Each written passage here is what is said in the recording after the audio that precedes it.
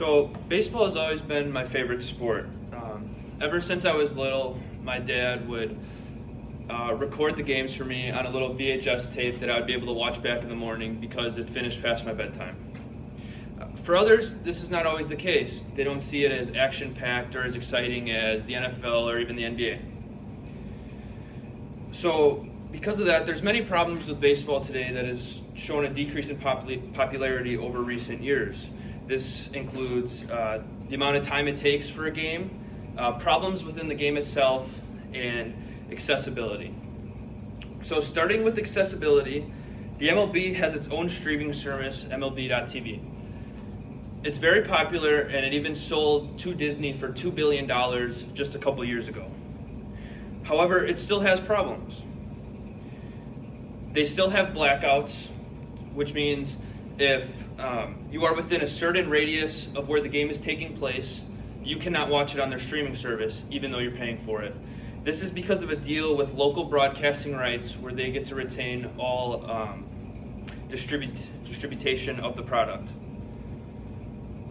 And along with that, social media is a non-factor for the MLB. They do not allow sharing of clips before the game is over.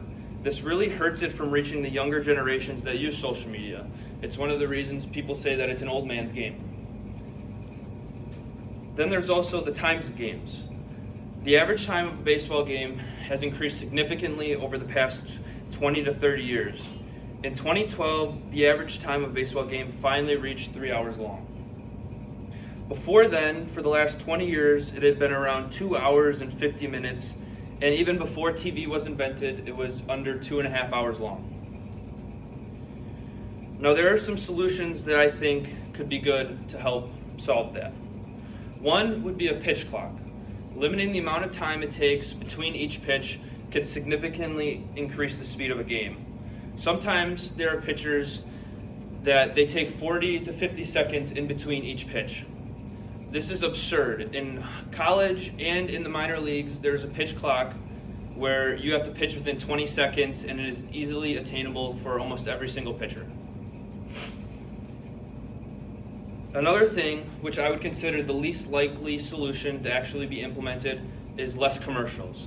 Between every half inning, there are 2 to 3 minutes of commercials, which ends up making the game take an extra 36 to 54 minutes.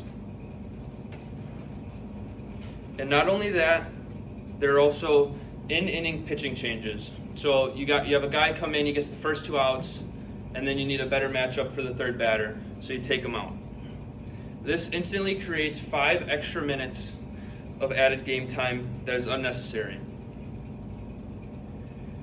Now, I think this is probably the biggest problem with baseball because as I was growing up, once the game hit about 3 hours, you felt like it was dragging on forever and it was about time for it to be over.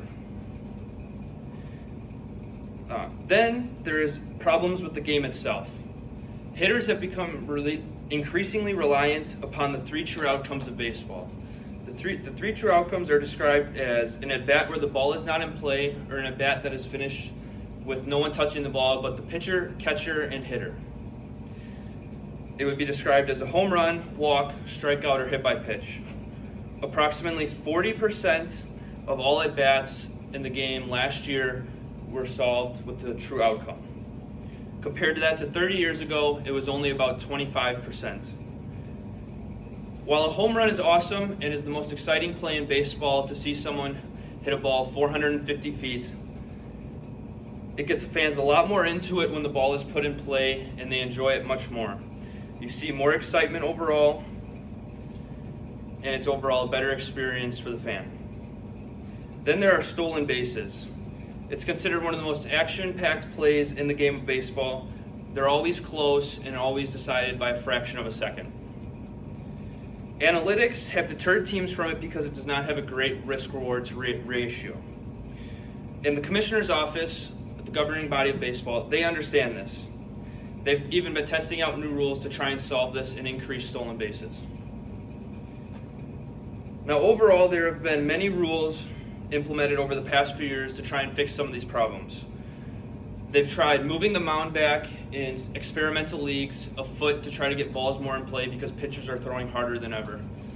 It is not uncommon to see a guy come in out of the bullpen and throw a ball 100 miles an hour, something that was unheard of just 10 years ago. Then they made the stolen base rules, which was to extend the size of bases, making it a shorter run from one base to the next, and even limiting pickoffs. And then, as previously talked about, there was the pitch clock. There's so many young stars in baseball right now that get people talking about the game. You have Juan Soto, Shohei Ohtani, who is the first player to be able to hit well and pitch well in since ever. Then you have Tatis and Acuna and even Trevor Bauer. All these guys, except for Bauer, are under 23, and are going to be the face of baseball for years to come. They're exciting players and they love to show emotion. The MLB needs to take advantage of that. Now, they realize they have these problems and they're trying to do something about it. And you can see that it's even working a little bit. The MLB got its most viewers in a 20-day span in the first 20 days of the season this year, showing that they are making grave improvements.